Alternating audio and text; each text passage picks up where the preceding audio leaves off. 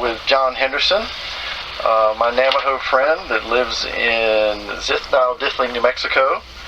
And John, I want us to talk a little bit about the whole living life like you mean it idea. And the reason I picked you to be my first person to interview was because I know how important storytelling is to you and how important sharing the Navajo culture is with other people. Something that I've read recently has, as I put this program together and trying to figure out where to go with things, a scripture jumped out at me that it comes from the book of Timothy in the 6th chapter.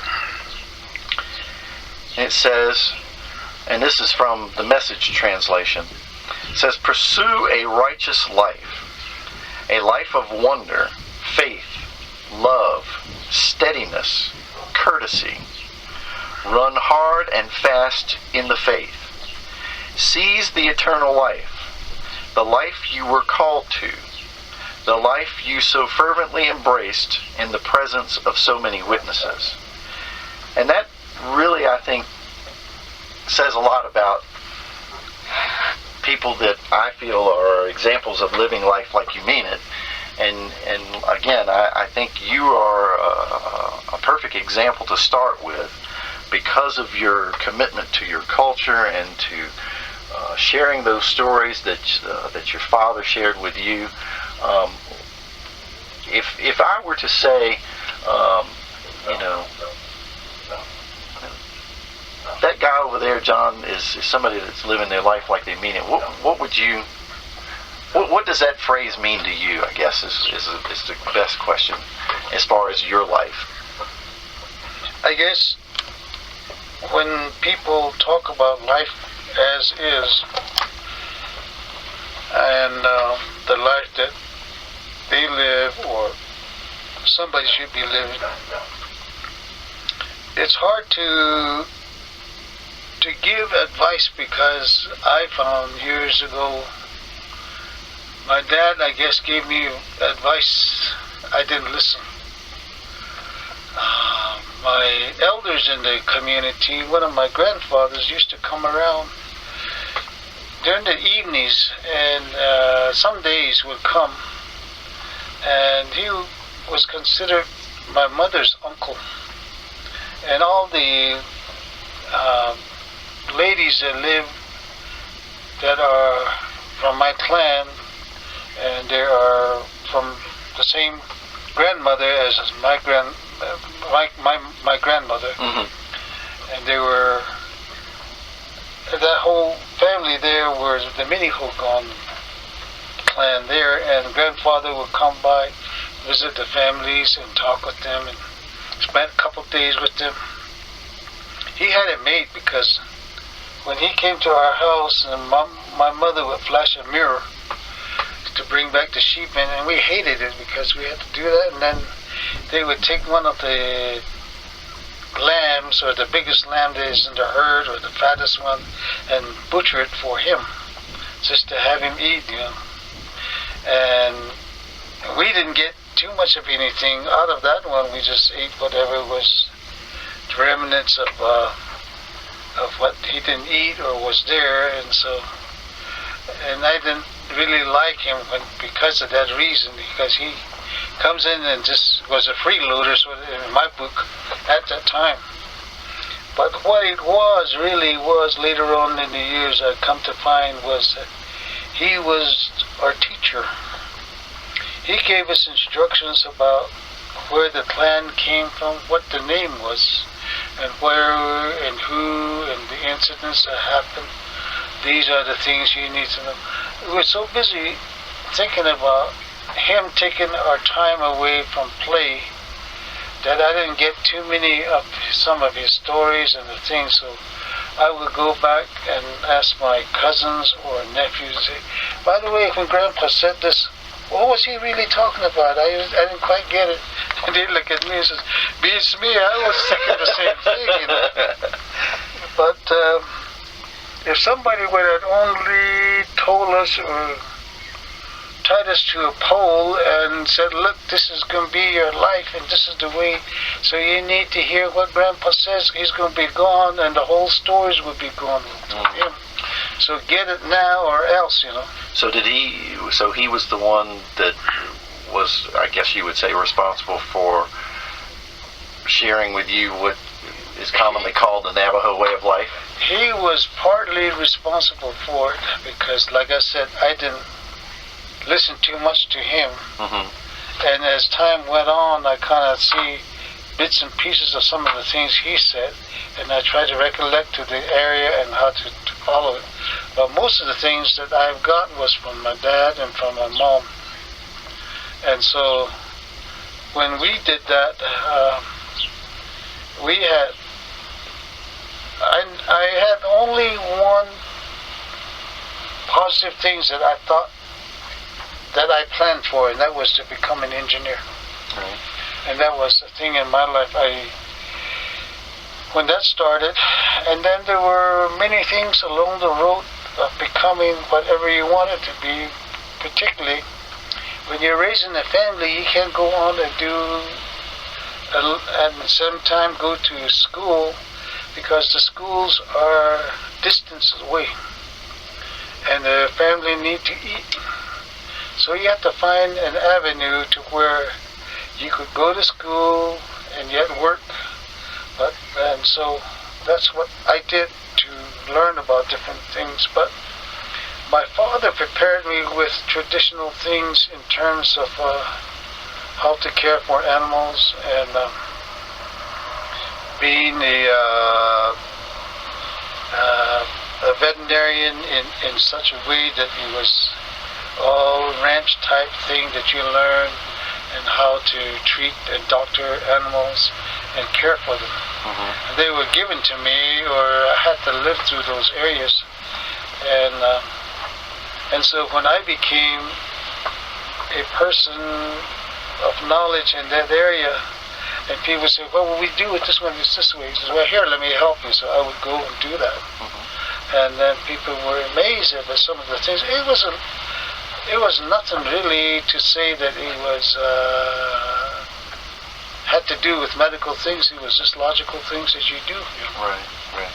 And one of the things my dad told me, he said that animals endure pain a lot better than humans.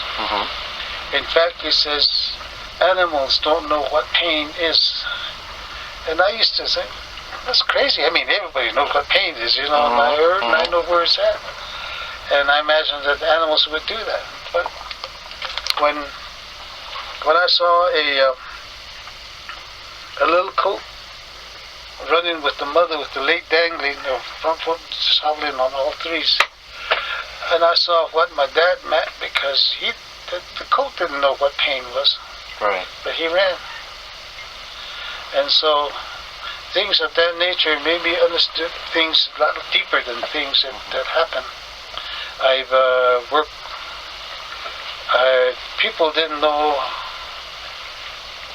how to castrate horses to make it better, because studs, you cannot do anything with its nature. And so when people needed to have a gelding made out of a stud, then they would call on me, and I would do it. Simply because I learned when I was learning about animals, and so that was another thing that you learned from your father, was how to castrate a horse. So I decided that maybe I should do a better job, and by that time, you know, medical-wise, I need things that would probably sedate the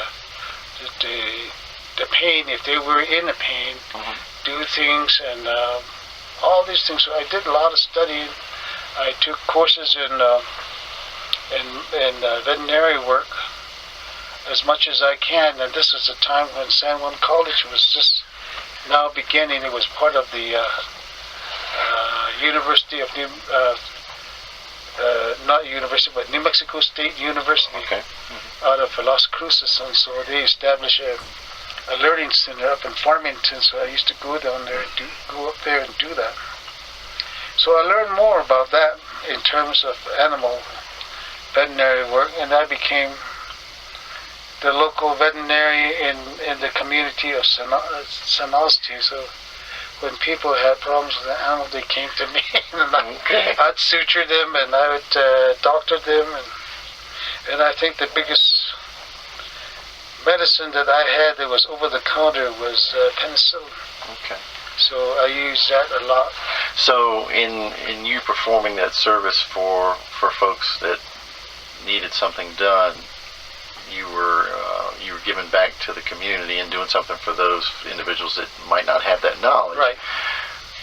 But I know too, just from our relationship and my study of the Navajo culture, that animals are very important, just like everything else is within the Navajo culture. What tell us a little bit about the importance of a sheep or of a calf? Having livestock is a lifeline to the Navajos back, a generation back from where I came from. It was my mother and dad's livelihood. Mm-hmm. You had animals, you were a rich person. Knowing how to care with them, it grew. It was a profit. What you got for the family was based on the amount of sheep you had that you would shear in the springtime, and that money all went to the trader. So you had money there, and you paid your bills too, and plus that you had some set aside. So you kind of got your provisions from the trading posts until your money ran out, and the trader would give you credit for the next food that you're going to be getting, all the way up to fall. That's when you sell your lambs and also calves. Mm-hmm. And so it was a big thing. The more livestock you had, the richer you were, providing that you took care of them and did the right thing, because it took care of you and your family. So you had some good times and then some lean times as well. Yes. So that was their generation. Mm-hmm. When I came through, my generation was that you need that money coming in on a regular basis, so therefore you had an income, a salary, and that you would obtain things that you would need. Mm-hmm. Mm-hmm. And that the animals no longer would provide you with enough income to survive on and your family. Did you remember, I know we've talked about this before with our groups that have come out and done community service work with you as our liaison to the community. We've done some cattle branding, and we've done, we had one group that actually participated in the sheep slaughter. And I remember you, as the young teenagers were there, on the little documentary film that one of the participants took of it, that some of the young teenagers were snickering and laughing as the sheep's throat was being slit and being bled. And I remember you saying to them and saying that it was wrong for them to laugh, and that it was wrong for them to make fun of what was being done, because it was a sacred act. Can you tell us a little bit about that? Everything that, when animals provide you with the food, taking their own lives and using them for your consumption, it's not something to joke or laugh about or make fun of or whatever it is. It's a life thing. It's a ritual. It's, I guess you might say religiously, that it's something that you should really take in serious, and to say that one life is taken for another one to live. And I think that's basically what we usually see. And when we work at that system. And do you remember going to the store for for the first time and seeing meat packaged in the store, and what your thoughts about that were? I had that experience when I was in Clearfield, Utah, and I remember going with my sister to do grocery shopping. We'd get chickens, and there was a butcher store there, and they would take the chicken and actually show you which one it is, and then they'll chop it up and put it in a bag and stuff like that. So it was really, at that time, in that particular area, people actually saw the meat being actually cut from the real thing, but they never saw it live. However, they envisioned it came from a certain... Right, so you had it sort of prepared for you, but now, and for many years, the meat is already in the case and prepackaged, so we never even see it unless we ask the butcher for maybe a special cut of something. So there's so many of us that don't understand where our food really comes from, I think, a lot of times. You don't understand, therefore there's a lot of disrespect for the things that come like that. And in a sense, I guess you might not say, if you're the person that's in that act, you might feel like, well, I'm not respectful, I just said something or did something, you know. We think it's funny and all this. Do you think that's why Western society basically wastes? I mean, we waste a lot of food. Do you think that's maybe one of the reasons why we waste a lot of food, is because we don't understand where it actually comes from and the reasons behind us being able to have that food? Yes, I think that's the general thing that the whole Western society has lost. And also the fact is, with that still in mind, we look at a lot of other things besides that. People sometimes snicker at the idea that this guy comes around, talks about Mother Earth and Father Sky. It don't make sense at all to them. And it's true, because they never experienced that. They never experienced the idea that you get out there and what blows off the highway onto the feeding grounds of our animals, the animals would eat that. Maybe something like a plastic bag, and it's consumed by either a calf or a sheep or a goat or something like that, and then that's never digested and it kills them. And it's very bad for people who say, oh well, this is open country and this thing will deteriorate in due time and all this, and throw their trash out. And we, as people that are living off the livestock, we pay for it. Right. Such a thing as being wasteful. We use a lot of plastic bags and things. We just use it once and we throw it away, and our trash are getting bigger and bigger. Right. There's no place to put it. And I saw what, it wasn't a documentary, but it was a movie that was made where people in Hawaii with their trash are taken way out into the ocean and then dumped. And a few months later, it comes back to the mainland or to their shores. They don't realize that that's happening. Right. And so we say that if we keep the earth clean, the earth itself bends itself in a lot of ways, and the earth provides. We plant things, we eat, we survive, we have children, plants, they multiply in different ways. And that's the reason, the concept about Mother Earth. She provides. And the Father Sky, as we see it, provides sunlight, produces air. It keeps the air to where it's supposed to be, not out into space. And so, without those combinations, we have no life whatsoever. Right. And so, I guess as people of the Western world sees it, easy come, easy go, what don't bother them at all, go ahead, do it type of thing. But sooner or later, all of us are probably going to pay for it one way or another. And So- we are now. We see a lot of disease in the country and things, and we wonder where it's coming from. We're doing that ourselves. In other words, we're cutting our own throats by not being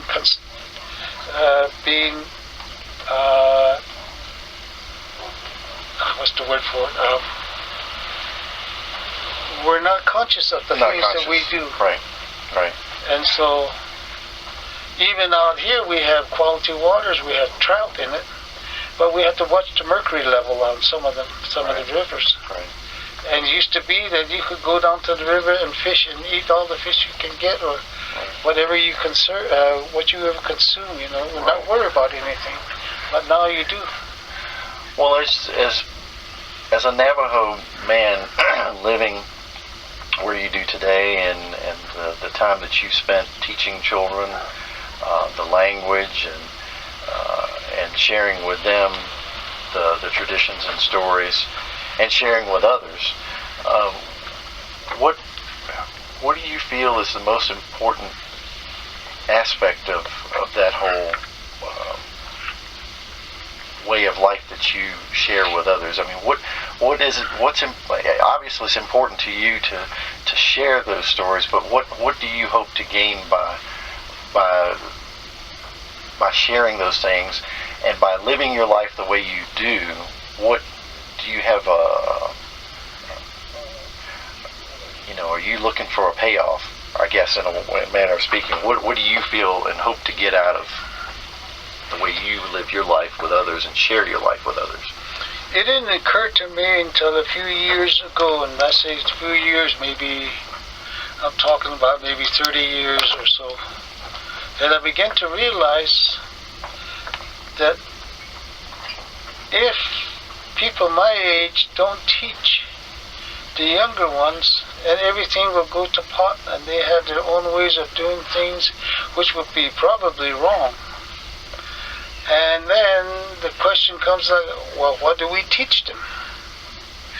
And that became one of the issues, I guess. When my children were growing up, they were staying at home or going to elementary school, high school. I never realized anything that would turn out the way it was, because I strive for the idea that they would be sufficient in the Western language that they have, English, and be able to speak perfect English and be able to live into the society they have without any difficulty that I had and my parents had. However, my dad spoke 5 languages. Really? He spoke, number 1 was the Navajo language. English enough to get by, to do trading and stuff like that. He also talked Ute, and he did that with confidence. And the more confidence he had was with the Hispanic language. And he could carry on a conversation with his friends up in the La Plata River, just talking about, laugh, and then I'd sit there and listen. I don't know what they're saying, but they must be good, but they're talking, To me it was boring, but they were laughing and talking. They were just, he knew how to speak that well. He also knew how to speak Hickory Apache, slightly different from the Navajo. So he did that. And learning the language was survival for him in his generation, the things he did, And for me, it was to perfect the English language for my children so they don't have any difficulty adjusting themselves to the society today. So did your children, I assume do they know and speak Navajo with you all? No? It's a shame that we didn't do that, because we were so much into the idea that they were going to learn the language. And I never really thought about the Navajo part of it. We talked to them in Navajo, and they respond, to directions that we gave them. And just assuming that they knew, and grandmother would talk to them, and getting things, this one and that, and doing this. I mean, they kind of knew, but they never spoke it. Mm-hmm. So now, my 3 kids don't speak the Navajo language, and then one, my oldest boy can talk, but he has to select his words and kind of take some time to talk, simply because I guess he really doesn't use the language that much, but grandmother used to teach him a lot of those. Is that troubling to you that they don't know? It is now, because my grandkids are the ones that need to learn. Right. And so... And why do you think it's important that they know?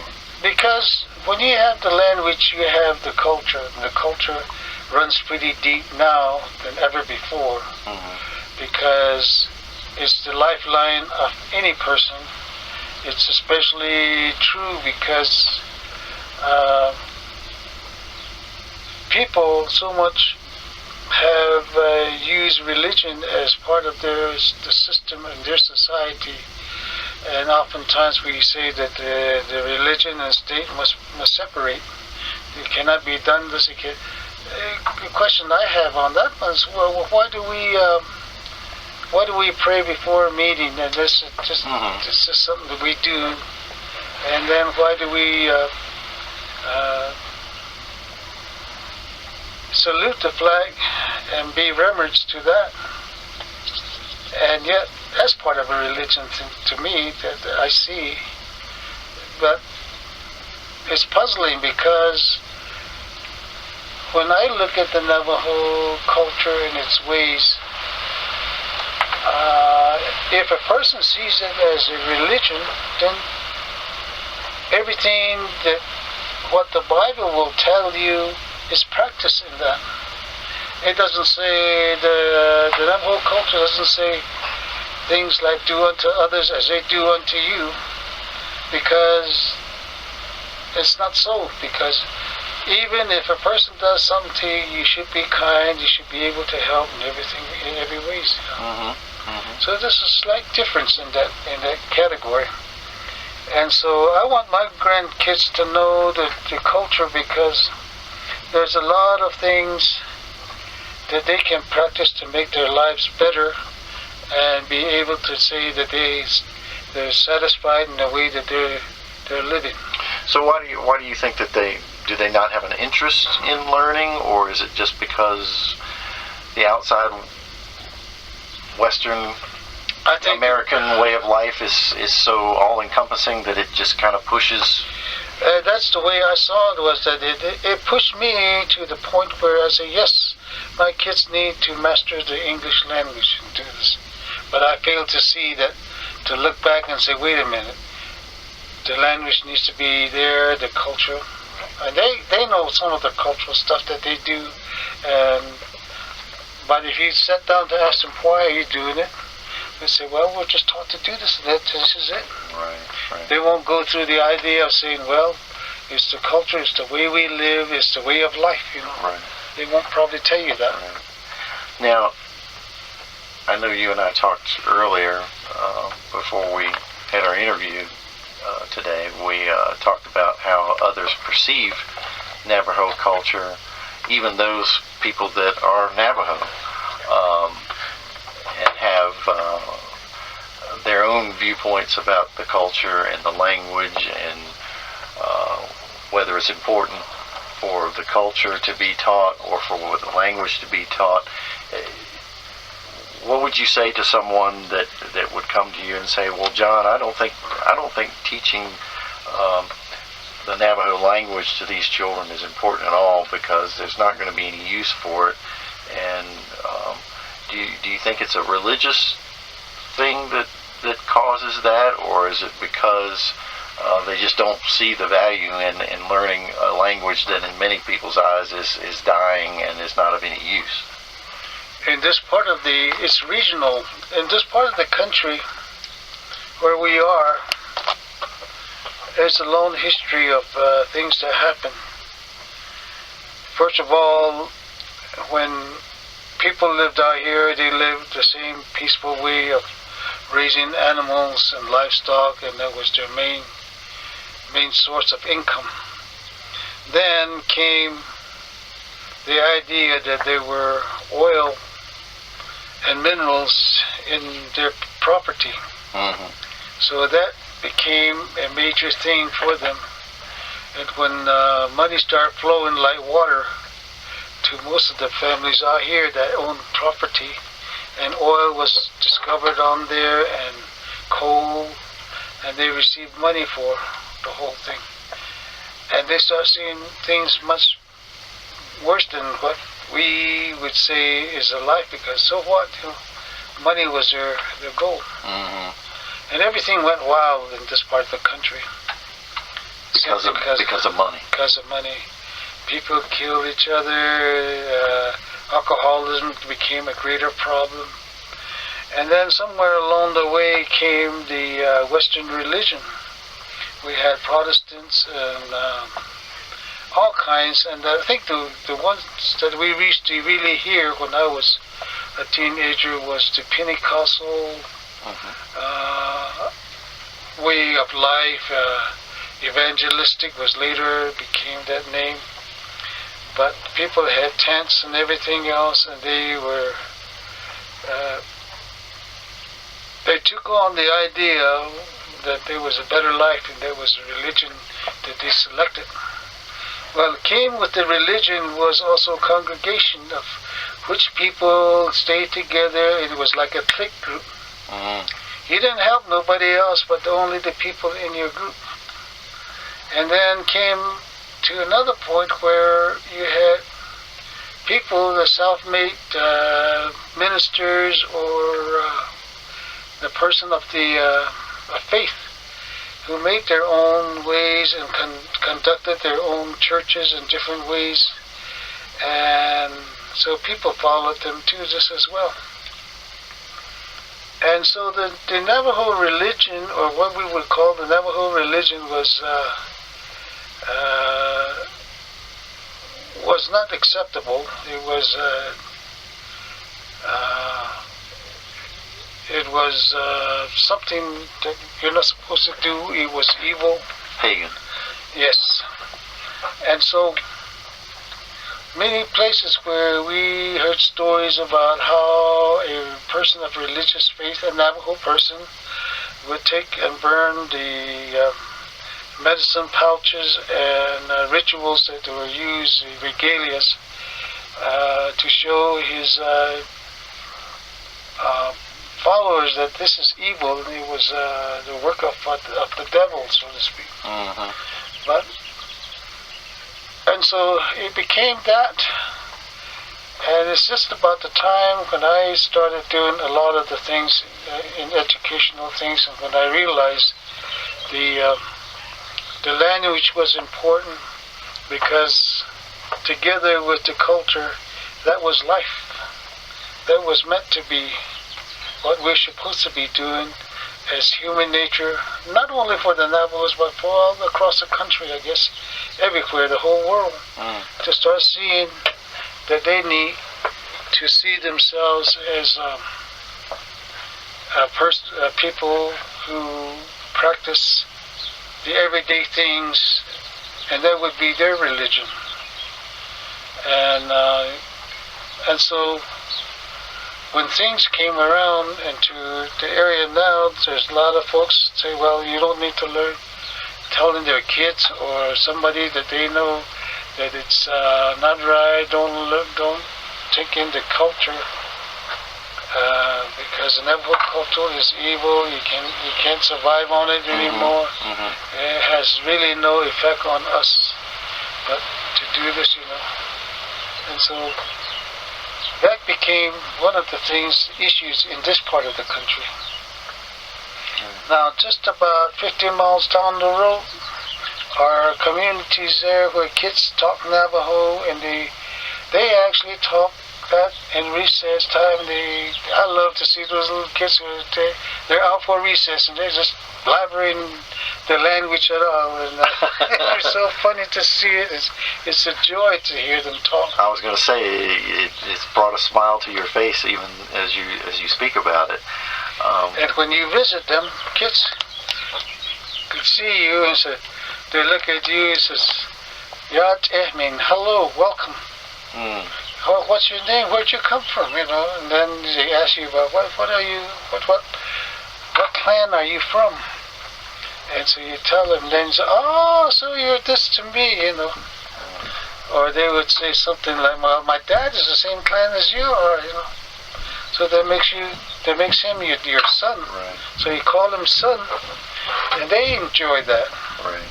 Whereas if you go to Bloomfield, which is a mixture of Hispanic and European society, and also the Indian or the Navajo, you go to their school, they just kind of look at you and walk by, and sometimes say hello. That's about it. You're not welcome into their system. Right. And so, for that reason, I guess I really saw that my work is my life, I guess is what you would say. I enjoy helping people. I help people, those that want help in different ways. And I don't expect anything from them at times, although I say that, but they come and say, they see you doing something, they just stop there and then they share the things you do. And why do you think, or why do you feel it's important? I know you feel it's important to share your culture with those children that are growing up Navajo, but why do you feel it's important to share the culture with European descent people and people of other nationalities and backgrounds? Why do you feel a calling for that? I guess, I shouldn't say I guess, I know it will make a better world. I think many times, like we said before, people say they have a religion or they have a God that they pray to, but yet they don't show it when they do their own life. It's important that they have a God which they serve on Sundays. Many different things happen there. I guess people share their friendship in that little area. But I think that's as far as it goes. And then they go back into their world. If it's a corporate world, then, you know, it's make money at all costs, do this, do that. If it's a manufacturing, then, you know, what we make here, and as long as they don't know what they're getting, it won't matter, we're doing good. Then back to Sunday church again to do some of the things.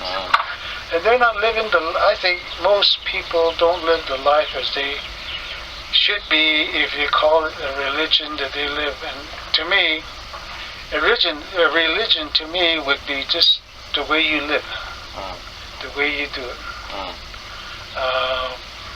If your church says that to be good to one another, that doesn't mean just the people that you go to church with. That means everybody, including the animals. Sounds like you're talking about hypocrisy, John. I don't know. I have this feeling that if I taught the Navajo language back to the children and they see where they came from, they would know better where they're going. They have a better way of looking at themselves and say, I'm a Navajo, I speak the language, I know how I live, and I live that life, you know. So that's probably, I would say, that's my mission in life.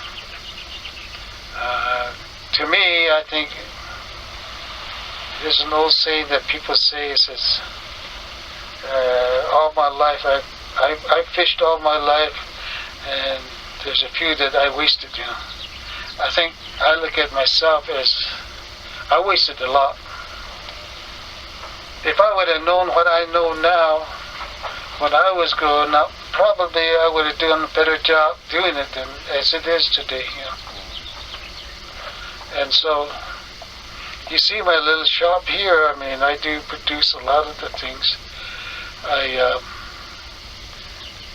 I look at a lot of the things that I do and try to interpret a lot of the things that I lived in. I take a challenge when I see something, and I try to make it better, or that there's another way of doing it. And I guess that's being off the beaten path, so to speak. Running past the warriors. Being independent. And so with the support of my wife and my sisters and a lot of the people that I know that, to me, I think it was meant to be the person I am. Took a long time to understand that part. And so I tell my children that. I said, do things good. Live that life, If you want to live it, Right. If you want to do, and then I turn to my grandsons and I say, if you want to do something bad, do it the worst way you can, so you won't be in a mess. He looked at me like, what do you mean? I said, well, do it the worst way, so he can put you in jail and you can stay there for the rest of your life, so you'll be out of the way. They know that I kid them around with different things of that nature. That's what grandfathers are supposed to do. That's what grandfathers are for. Well, thank you, John, for this portion of the interview, and let's take a break now, and we'll come back, and you're going to take us to a sacred place, a place that's important to you and meaningful to you, and we'll find out what that place is when we come back.